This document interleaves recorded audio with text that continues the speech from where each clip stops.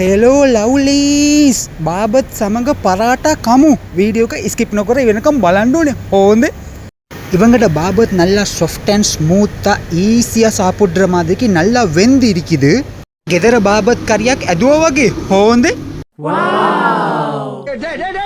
கொஞ்சம் வாயில ஊட்டி விடுங்க பாரு ஐயா ஐயா வாய் ஊறுதானே මම නෝටිස් කරපු ප්ලස්ම පොයින්ට් එක තමයි මෙයාලගේ බාබත් කෑලි ගොඩාක් දාලා තිබුණා and the same time බාබත් හොඳට තැම්බිලා තිබුණා ඉතාලම පාසුවෙන් හපලා කන්න පුළුවන් විදියට